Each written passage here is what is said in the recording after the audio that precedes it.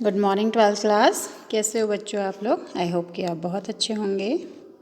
ठीक है, तो आज का जो हमारा टॉपिक है वो है आपका बायो रिएक्टर। ठीक है, बायो रिएक्टर। उससे पहले थोड़ा सा हम देखते हैं बाहरी जीन उत्पाद को प्राप्त करना। ठीक है, बाहरी जीन उत्पाद को प्राप्त करना। ठीक है, जैसे कल आपने देखा था, थोड़ा सा रिकॉल कर लें।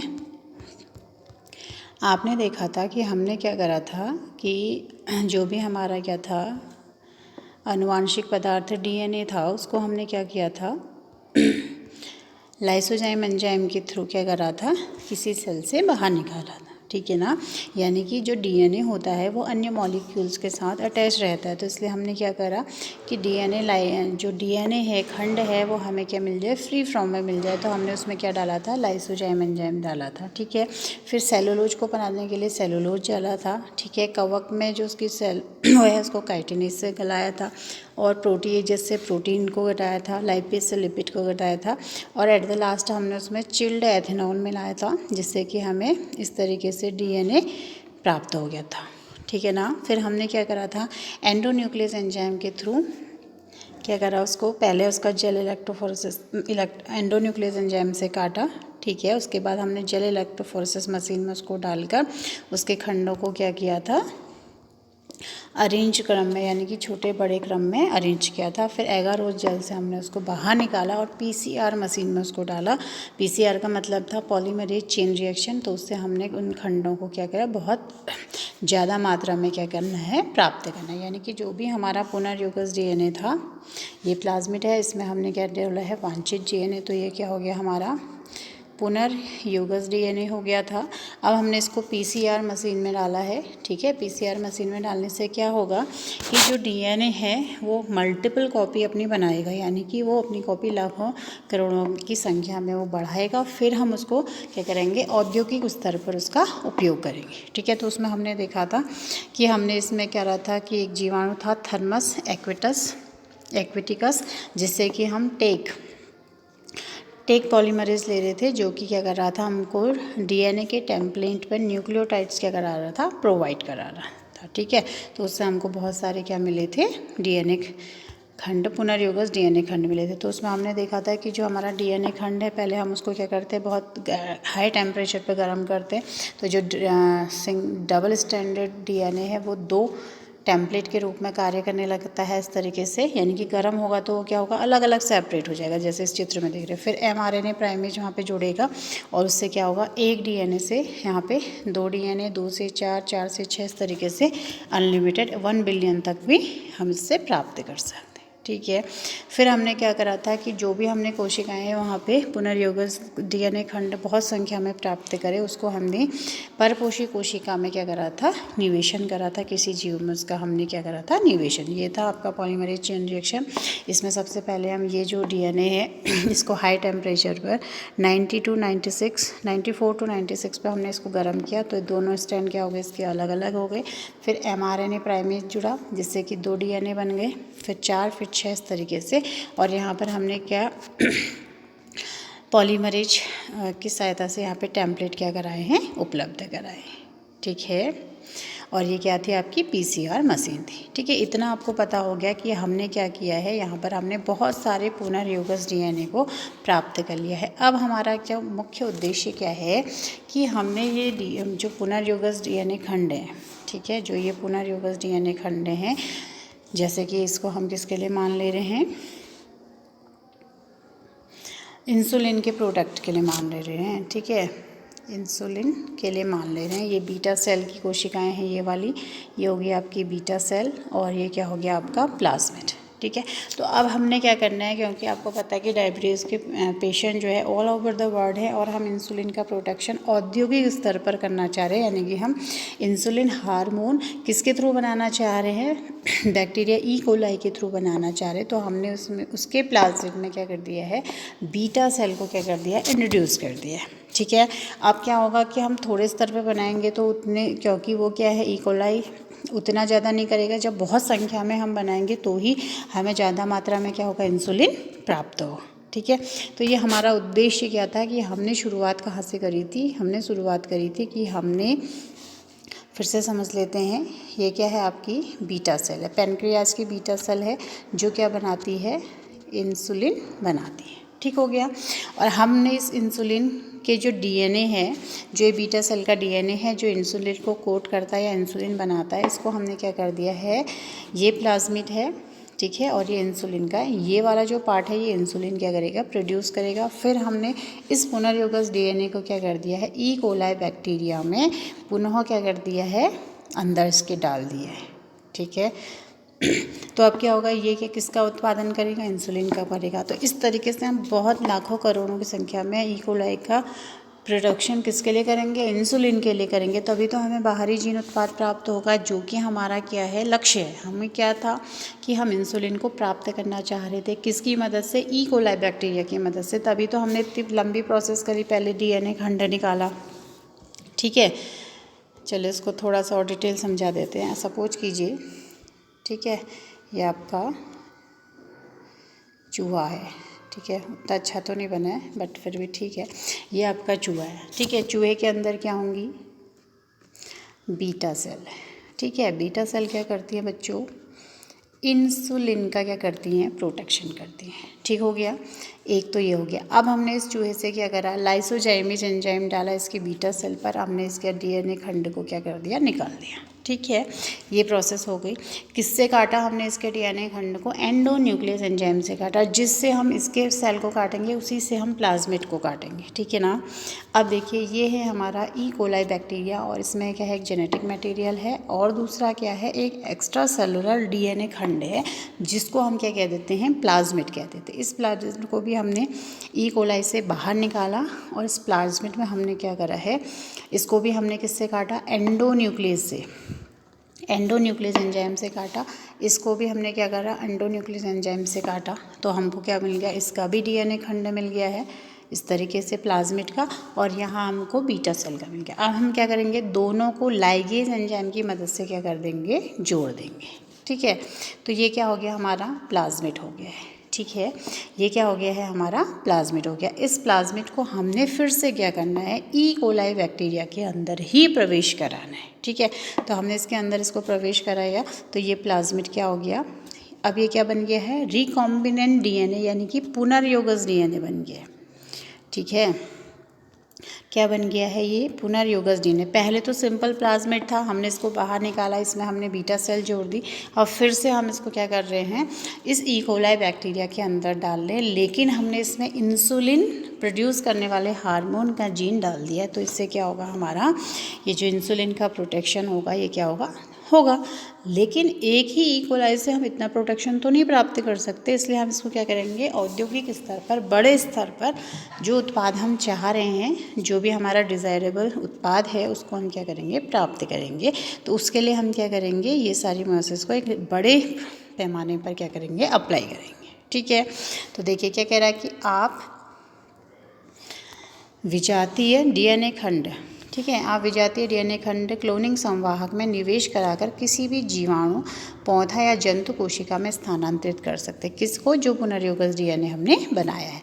फिर इसको क्या करेगा, विजातीय डीएनए खंड गुणित होने लगता है और जो भी हमने इसमें क्या कर रखा है, डिज़ायरेबल जीन डाल रखा है, वो क्या करेगा, उसको प्रोड्यूस करेगा।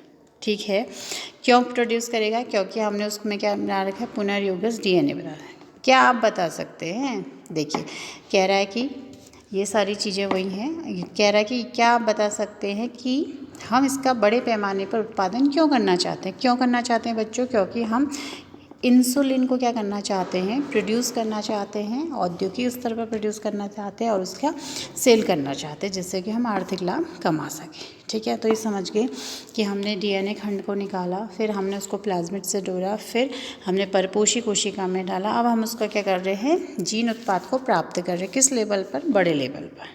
ठीक है, अब देखिए, कम आयतन संवर्धन वाले उत्पाद की प्राप्त मात्रा में उत्पादन नहीं हो सकता है, इसलिए इनके हेतु बायोरिएक्टर, ठीक है, नाम देखिएगा यहाँ पे, बायोरिएक्टर का इस्तेमाल करते हैं। बायोरिएक्टर क्या होता है, एक बहुत बड़ा बर्तन होता है जिसमें हम बहुत सारे ई कोलाई को क्या कर देते हैं, डाल देते हैं और उसमें उचित संवर्धन माध्यम देते हैं। ठीक है, जिससे कि ई कोलाई बैक्टीरिया उसमें ग्रो हो और वो ज़्यादा से ज़्यादा इंसुलिन हार्मोन का क्या करे, निर्माण करे, और जिसका हम क्या कर सके, फिर सेल उसको कर सके मेडिसिन के रूप में। तो देखिए क्या कह रहा है कि बायोरिएक्टर के विकास की आवश्यकता थी जहाँ संवर्धन का अधिक आयतन 100 से 1000 लीटर तक संशोधित किया जा सकता है। इसी प्रकार बायोरिएक्टर एक बर्तन के समान है जिसमें सूक्ष्म जीवों, पौधों, जंतुओं व मानव कोशिकाओं का उपयोग कच्चे माल के रूप में, जैव रूप में विशिष्ट उत्पाद के रूप में क्या किया जा सकता है, किया जा सकता है। ये है आपका बायोरिएक्टर। ठीक है, तो ये दो तरीके के बायोरिएक्टर हैं। इसमें देखिए एक मोटर लगी हुई है, ठीक है, दूसरा एक माध्यम इसके अंदर, क्योंकि हमने क्या भरना है, ई कोलाई बैक्टीरिया भरना है, कौन सा, जिसमें कि पुनर्योगज डीएनए लगा हुआ है। ठीक है, अब ये है संवर्धन तलल, यानी कि इसमें हमने ई कोलाई बैक्टीरिया भर दिया। जीवाणु के लिए हमने हवा जाने के लिए भी स्थान बनाया है, एक मोटर है और एक फैन लगा रखा है ताकि वो ई कोलाई बैक्टीरिया को क्या करे, पूरे माध्यम में क्या कर दे, घुमाते, जिससे कि हर बैक्टीरिया को क्या मिले, प्रॉपर मात्रा में ऑक्सीजन मिले। ठीक है, फिर इसमें अम्ल और क्षार का और पीएच मेंटेनिंग के लिए और ताप मेंटेन करने के लिए भी क्या लगाई जाती है, मोटर लगाई जाती है। ठीक है, जिसके वजह से क्या होगा कि वो ज़्यादा गर्म तो नहीं हो रहा है, ज़्यादा पीएच तो नहीं हो रहा है जिसमें कि ई कोलाई बैक्टीरिया क्या हो जाए, डिस्ट्रॉय हो जाए।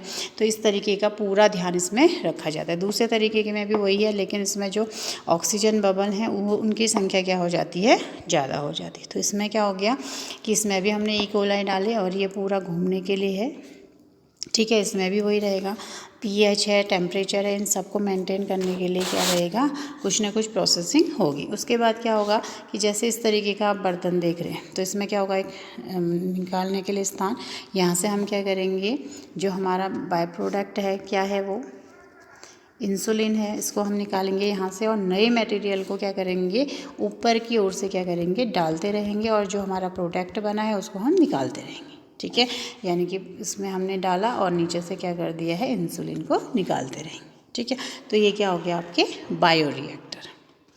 ठीक है, बायोरिएक्टर देखिए, बायोरिएक्टर में क्या होता है, एंजाइम आदि में परिवर्तन किया जाता है। बायोरिएक्टर वांछित उत्पादन पाने के लिए अनुकूलतम परिस्थितियां उपलब्ध कराता है। ठीक है, अगर हम क्या करेंगे, नेचुरल वे में ई कोलाई को क्या करेंगे, ग्रो करेंगे, तो हो सकता है उसमें बाह्य परजीवी आ जाएं या उसकी ग्रोथ ही अच्छी ना हो, इसलिए हमने क्या करा, एक बायोरिएक्टर लिया है जिसमें हम क्या कर रहे हैं, अनुकूल परिस्थितियों को उपलब्ध करा रहे हैं, जैसे कि उसमें तापमान है, पीएच है, लवण है, विटामिन्स हैं, ऑक्सीजन है। ठीक है, यानी कि विटामिन और लवण और ऑक्सीजन किसके लिए, ई कोलाई बैक्टीरिया क्या करेगा, उसके न्यूट्रिशन के लिए भी तो उसको कुछ ना कुछ चाहिएगा। तो सारी चीज़ें हम बायोरिएक्टर के अंदर ई कोलाई को क्या करते हैं, प्रोवाइड करते हैं, जिसके वजह से वो क्या करेगा, हमारा वनवांछ जो भी हम चाह रहे हैं, इंसुलिन हार्मोन या कोई भी चीज़, एंटीबायोटिक्स या अदर, वो क्या करेगा, उसको बनाने में हेल्प करेगा। ठीक है, अब देखिए विलोडित हॉज रिएक्टर, ये वाला, ठीक है, सामान्यतः बेलनाकार होते हैं जिसके आधार पर घुमावदार रिएक्टर के अंदर अंतःवस्तु के मिश्रण को मिलाने में क्या करती है, सहायता करती है। जो लगे में फैन जैसे ये पूरे माध्यम को क्या करेंगे, बराबर क्या करेंगे, हिलाते रहेंगे। ठीक है, विलोडक बायोरिएक्टर में ऑक्सीजन की उपलब्धता और उसके मिश्रण का काम करते हैं। ये जो है विलोडक दूसरा वाला, इसमें ऑक्सीजन बबल क्या करते हैं, काम करते हैं। ठीक है, तो विकल्पतः हवा के बुलबुले के रूप में बायोरिएक्टर में भेजी जा सकती है, जैसा कि आप चित्र में देख रहे हैं। देखिए बबल्स दिख रहे हैं ना आपको, जिससे कि ताज़ी जो ऑक्सीजन है वो बार बार इस माध्यम में क्या रहे, मिलते रहे, जिससे इसके झाग में नियंत्रण हो सके, तापमान में नियंत्रण हो सके, पीएच में नियंत्रण हो सके, और थोड़ी थोड़ी समय बाद जो भी हमारा संवर्धन माध्यम है उसको हम क्या करें, बाहर निकालते भी रहें। ठीक है, क्योंकि इसमें क्या होगा, ई कोलाई ओल्ड हो जाएगा या उसकी डेड हो जाएगी, तो उसको हम बाहर भी निकालते रहेंगे और माध्यम में क्या करेंगे, नए ई कोलाई बैक्टीरिया को इंटर कराते रहेंगे, और जो हमारा प्रोटेक्शन हुआ है, उत्पाद बना है, उसको भी हम क्या करेंगे, बाहर निकालते रहेंगे। तो किसके अंदर होता है ये सारी क्रिया, बायोरिएक्टर के अंदर होता है। पहला वाला ये जो रिएक्टर है ये साधारण विलोडन हॉज बायोरिएक्टर है, इसका ही उपयोग ज़्यादा किया जाता है, बेलनाकार होता है। दूसरी ओर दंड विलोडक हॉज बायोरिएक्टर है, इसमें हवा के बुलबुले ज़्यादा मात्रा में होते हैं। ठीक है, जिससे इसका प्रोटेक्शन भी अच्छा होता है। तो बायोरिएक्टर क्या है, एक बड़ा बर्तन है जिसके अंदर हम क्या करते हैं, पुनर्योगज वाले ई कोलाई को इसके अंदर क्या करते हैं, डालते हैं और उसमें पीएच का ध्यान रखते हैं, टेम्परेचर का ध्यान रखते हैं, ठीक है, ऑक्सीजन का ध्यान रखते हैं, लवण का ध्यान रखते हैं, विटामिन्स का ध्यान रखते हैं। क्यों? क्योंकि ये लवण और विटामिन्स और ऑक्सीजन क्या है, ई कोलाई के लिए क्या है, फूड है, ठीक है। टेम्परेचर, किस टेम्परेचर पे वो ग्रो करेगा, किस पीएच पे वो चीज़ें बनाएगा, ये सारी चीज़ें क्या करती है, मैटर करती है। इसलिए बायोरिएक्टर के अंदर हम ये सारी चीज़ों को क्या कर सकते हैं, मेंटेन कर सकते हैं। और एट द लास्ट जो हमारा जो प्रोडक्ट है इंसुलिन, वो हमें क्या हो जाता है, प्राप्त हो जाता है, ठीक है। अब यहाँ पे ये इंसुलिन तो बन रहा है लेकिन ये इनप्योर फॉर्म में बन रहा है, ठीक है ना। अब इसके बाद की जो प्रक्रिया होगी वो क्या होगी, देखिएगा, अनुप्रवाह संसाधन, यानी कि जो भी हमें बायोरिएक्टर से, ठीक है, बायोरिएक्टर से क्या मिली है, चीज़ें मिली हैं, वो इम्प्योर हैं, इसलिए हम उसका क्या करते हैं, अनुप्रवाह संसाधन करते हैं, ठीक है। जैव संश्लेषित अवस्था के पूर्ण होने के बाद परिष्कृत तैयार होने व विपणन, विपणन मतलब बाजार में जाने से पहले जितनी भी प्रक्रियाएं होती है उससे क्या होना पड़ेगा, उसको गुजरना पड़ेगा। तो इसलिए इस प्रक्रम में पृथक्करण, शोधन भी सम्मिलित है और सामूहिक रूप से अनुवाह संसाधन कहते हैं, ठीक है। अनुप्रवाह संसाधन क्या हुआ, देखिए बच्चों, अनुप्रवाह संसाधन क्या है कि हमने जो भी बायोरिएक्टर में जो भी हमने उत्पाद प्राप्त किया है वो प्योर फॉर्म में नहीं है, उसको हम परिष्कृत करेंगे, ठीक है। उसमें हम क्या करेंगे, प्रिजर्वेटिव भी मिलाएंगे और बाज़ार में जाने से पहले जितनी भी फॉर्मेलिटीज़ होती हैं, चाहे हम उसकी मान्यता लेंगे, चाहे हम उसको क्या करेंगे, क्योंकि आपको पता है कोई भी ड्रग या इंजेक्शन या हार्मोन कुछ भी ड्रग से रिलेटेड है, दवाइयों से रिलेटेड है, तो वो पहले चेकअप के लिए जाते हैं, ठीक है। तो वो सारी जो क्रियाएँ हैं वो सब किसके अंदर आती हैं, अनुप्रवाह संसाधन के अंतर्गत आती हैं। तो हमने क्या किया, बायोरिएक्टर में सारा कच्चा माल डाला, ई कोलाई बैक्टीरिया डाला, उसको माध्यम प्रोवाइड कराया, उसने इंसुलिन बनाया। अब हम क्या कर रहे हैं, अनुप्रवाह संसाधन के द्वारा जो भी हमारे पास मटेरियल आया है बायोरिएक्टर का, उसको हम क्या करेंगे, परिष्कृत करेंगे, उसकी पैकेजिंग करेंगे, उसको सैम्पलिंग के लिए भेजेंगे। अगर वो सैंपल जो भी वहाँ पे जांच करता है, ठीक है, उनको ठीक लगेगा तो ही वो मार्केट में आ पाएगा। तो ये सारी जो प्रोसेस होती है उसको हम क्या कहते हैं, अनुप्रवाह संसाधन कहते हैं, ठीक है। समझ गए इतना? फिर से देख लेते हैं, ठीक है। हम क्या बात कर रहे हैं, बाहरी जीन उत्पाद को प्राप्त करना, ठीक है, यानी कि जो भी हमारा पुनर्योगज डीएनए बना था, ठीक है, ये प्लाज्मिड है। अब हमने इसको क्या करना है, ई कोलाई बैक्टीरिया के अंदर हमने इसको क्या करा है, इंट्रोड्यूस कराना है, ठीक है। ये इसके अंदर आ गया है, ठीक। अब हमने क्या करना है, अगर हम इसको क्या करेंगे, लेबोरेटरी में एक एक करके ग्रो कराएंगे तो इसकी जो स्पीड है हार्मोन बनने की, कौन से हार्मोन बनने के लिए कर रहे हैं हम, ये इंसुलिन के लिए कर रहे हैं, तो क्या होगी, वो रेट उसका कम हो जाएगा। तो इसके लिए हम क्या कर रहे हैं, बायोरिएक्टर का क्या कर रहे हैं, उपयोग कर रहे हैं। तो हमने क्या करा कि बायोरिएक्टर में एक ऐसा माध्यम तैयार किया है, ठीक है। बायोरिएक्टर क्या है, एक बड़ा बर्तन है, ठीक है। बायोरिएक्टर एक बर्तन के समान है जिसमें सूक्ष्म जीवों, पौधों, जंतुओं, मानव कोशिकाओं के उपयोग करते हुए कच्चे माल के रूप में उसको उपयोग करते हैं और उसमें हम 100 से 1000 लीटर तक कोई भी चीज़ संशोधित कर सकते हैं, ठीक है।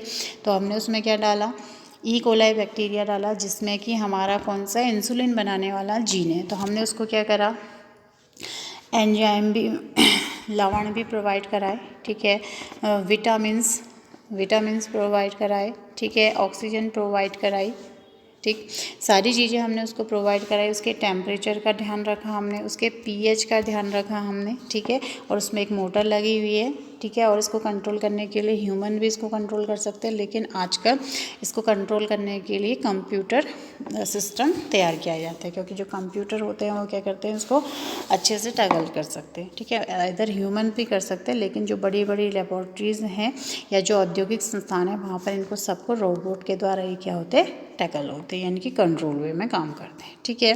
फिर हमने क्या करा, बायोरिएक्टर में जितना भी हमारा सामान बना है वो क्या है, इनप्योर फॉर्म में है, उसको प्योर फॉर्म में करने के लिए हम क्या करते हैं, अनुप्रवाह संसाधन करते हैं, ठीक है। तो अनुप्रवाह संसाधन में क्या होगा, हम उसको शुद्ध रूप में लाएंगे, परिष्कृत करेंगे और बाजार में भेजने, विपणन मतलब बाजार में भेजने से पहले जितनी भी फॉर्मेलिटीज़ होती हैं, पैकेजिंग से लेकर उसकी टेस्टिंग से लेकर, जब वो ओके हो जाएगा तो ही वो क्या आता है, बाज़ार में आता है, ठीक है।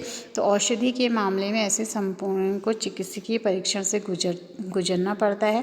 प्रत्येक उत्पाद के लिए सुनिश्चित गुणवत्ता नियंत्रक परीक्षण भी आवश्यक है। अनुप्रवाह संसाधन गुणवत्ता नियंत्रक परीक्षण प्रत्येक उत्पाद के लिए क्या होती है, भिन्न भिन्न होती है। ठीक है।